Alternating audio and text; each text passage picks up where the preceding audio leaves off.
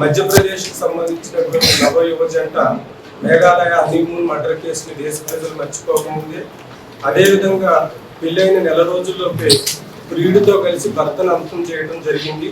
ఈ తేజేశ్వర్ మర్డర్ కేసుకి సంబంధించి ఏమేమి ప్రత్యేకతలు ఉన్నాయంటే, ఈ మర్డర్ కేసులో ఎంగేజ్మెంట్ అయిన కాడి నుంచి కూడా ఇతన్ని తేజేశ్వర్ని చంపడానికి ఐశ్వర్య అతని ప్రియుడు మనకి తిరుమల కూడా ఫస్ట్ నుంచి కూడా మనకు ప్లాన్ చేసుకోవడం జరిగింది.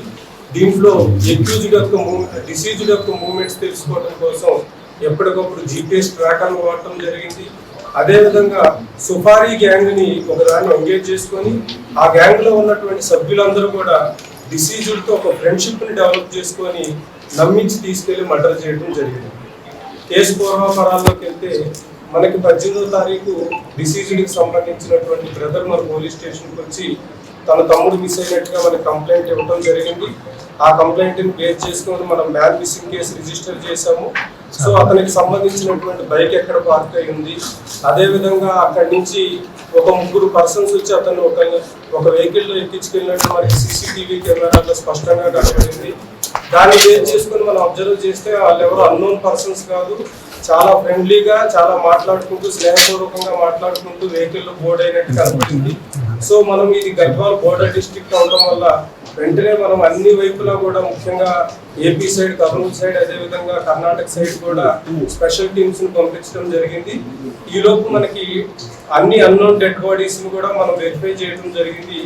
మనకి ఈ ఇన్సిడెంట్ మనకి జరిగిన తర్వాత ఆల్మోస్ట్ ఆల్ సండే రోజు మనకి కర్నూలు ఏరియాలో ఒక డెడ్ బాడీని ఐడెంటిఫై చేయడం జరిగింది.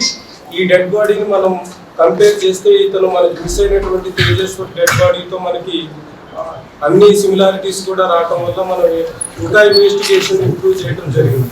సో దానిలో భాగంగా మనం అసలు ఇన్వెస్టిగేషన్ స్టార్ట్ చేస్తే ముఖ్యంగా దీంట్లో కాన్స్పిరేషన్ డిసీజ్డ్ యొక్క వైఫ్ అయినటువంటి ఐశ్వర్య, అదేవిధంగా ఆమెకు సంబంధించినటువంటి లవర్ బ్యాంక్ మేనేజర్ కి మనకి మెయిన్ కాన్స్పిరసీ బయటపడింది. సో ఆ విధంగా ఇన్వెస్టిగేషన్ ని మనం స్టార్ట్ చేయడం జరిగింది. దీంట్లో ముఖ్యంగా బ్యాంక్ మేనేజర్ ఎవరైతే తిరుమల ఉన్నాడో ఇతనికి సంబంధించి ఇతనికి డిసీజ్డ్ వైఫ్ అయినటువంటి ఐశ్వర్య యొక్క మదర్ తో కూడా ఇల్లీగల్ ఇంటిమసీ ఉంది. తర్వాత ఈ డిసీజ్డ్ వైఫ్ తో కూడా ఇల్లీగల్ ఇంటిమసీ పెట్టుకోవడం జరిగింది. సో ఎట్టి పరిస్థితుల్లో కూడా ఈమెని సెకండ్ మ్యారేజ్ గా కానీ లేకపోతే ఎట్టి పరిస్థితుల్లో ఆమెతో సెక్సువల్ రిలేషన్ కంటిన్యూ చేయాలనేటువంటి దురుద్దేశంతో ఈమెకి ఎంగేజ్మెంట్ అయినప్పటి నుంచి కూడా అతని దగ్గరికి లోన్ కోసం వచ్చినటువంటి నగేష్ అనేటటువంటి వ్యక్తితో ఒక ఒప్పందం కుదుర్చుకొని ఏదో ఒక రకంగా నువ్వు అతన్ని ఎలిమినేట్ చేయి, నీకు ఎంత డబ్బు కావాలంటే అంత ఇస్తాము, అదేవిధంగా నీకు ఎన్ని లోన్స్ కావాలంటే అన్ని లోన్స్ శాంక్షన్ చేస్తానని చెప్పి నమ్మించడం జరిగింది. ఆ నమ్మించిన క్రమంలో ఎంగేజ్మెంట్ అయిన కాడి నుంచి కూడా ఇతన్ని చంపడానికి ప్లాన్ చేయడం జరిగింది. ఈ క్రమంలోనే ఈ ఐశ్వర్యకి ఈ బ్యాంక్ మేనేజర్కి మధ్య ఈ మేఘాలయలో జరిగినటువంటి హనీమూన్ మర్డర్ కేసుకు సంబంధించినటువంటి డిస్కషన్స్ కూడా జరిగినాయి. సో అక్కడేదో పొరపాటు జరిగింది, ఇక్కడ మటుకు మనం పక్కాగా ప్లాన్ ఎగ్జిక్యూట్ చేయగలం, ఎట్టి పరిస్థితుల్లో కూడా పోలీసులు డిటెక్ట్ చేయలేరు అనేటటువంటి నమ్మకంతోనే ఈమె చాలా సార్లు కూడా హస్బెండ్ ని బైక్ మీద నన్ను కర్నూలులో డ్రాప్ చేయమని చెప్పి తీసుకెళ్ళమని అడగడం జరిగింది. ఆ క్రమంలో కూడా వీళ్ళు చాలా సార్లు అతన్ని అటాక్ చేసి ఈమెను తీసుకొని అతను ఏదైనా లడాక్ కానీ అండమాన్ కానీ వెళ్ళిపోవాలని, అదేవిధంగా ఈ సుఫారీ గ్యాంగ్ ఈ తేజేశ్వర్ని మర్డర్ చేయాలని చెప్పి ప్లాన్ చేయడం జరిగింది.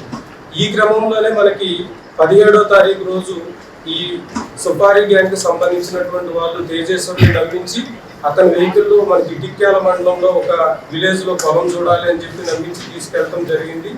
ఆ క్రమంలోనే అతన్ని ఏదో రకంగా ఈ రోజు తీర్చేయాలనేటటువంటి క్రమంలో ఇనీషియల్ గా కర్నూలు సైడ్ కూడా తీసుకెళ్లారు, మళ్ళా వెనక్కి తీసుకొచ్చారు.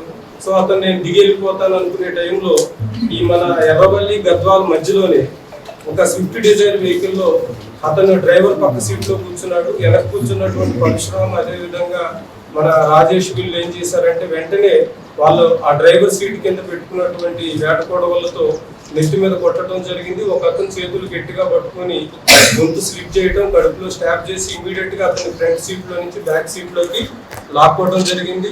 లాక్కున్న తర్వాత వెంటనే యూటర్న్ చేసుకొని మళ్ళా అటు బీచ్పల్లి సైడ్ వెళ్ళారు. మళ్ళా ఈ లోపు అతను తిరుమలతో మాట్లాడి అతని గైడ్ లైన్స్ ప్రకారం ఈ హైవే మీద వెళ్తే మనకు ప్రాబ్లం ఉంటుంది అనేటటువంటి ఉద్దేశంతో ఈ ఆలంపూర్ ఎక్స్ రోడ్ నుంచి మనకి రైట్ టర్న్ తీసుకొని అటు పంచలింగాల సైడ్ వెళ్ళారు. పంచలింగాల్లో ఈ తిరుమలకి సంబంధించినటువంటి ఒక ఓపెన్ ల్యాండ్స్ ఉన్నాయి. ఆ ల్యాండ్స్ లో బాడీని ఫస్ట్ డిస్పోజల్ చేయాలని చూశారు. అయితే ఈ స్టాప్ చేసిన క్రమంలో వీళ్ళందరికీ బట్టల నిండా రక్తం అవడంతో తిరుమలకి చెప్పారు. వీళ్ళందరి కోసం కొత్త బట్టలు పర్చేజ్ చేసుకురావడం జరిగింది. ఈ డెడ్ బాడీని తీసుకెళ్లి అక్కడ కర్నూలు దగ్గర ఉన్నటువంటి ఒక నాలాలో పడేసేసి బాడీని డిస్పోజ్ చేసి ఎటువంటి డిస్పర్స్ అయ్యారు. సో ఈ క్రమంలో మనం ఇన్వెస్టిగేషన్ చేస్తూ ఈ మర్డర్ కేసులో మనం ఇప్పటి వరకు మొత్తం 8 మందిని అదుపులోకి తీసుకున్నాము.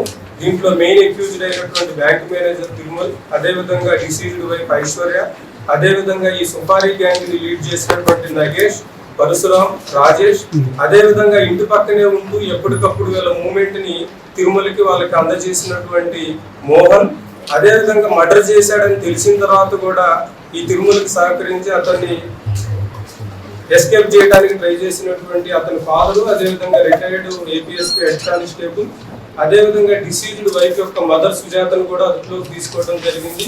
వీరి దగ్గర నుంచి సుపారీకి సంబంధించినటువంటి కొంత అమౌంట్ ని, కొన్ని సెల్ ఫోన్స్ ని, అదేవిధంగా డిసీజ్డ్ బైక్ పెట్టినటువంటి జీపీఎస్ ట్రాకర్ ని, వేట పొడవలు, వీటన్నిటిని కూడా సీజ్ చేయడం జరిగింది.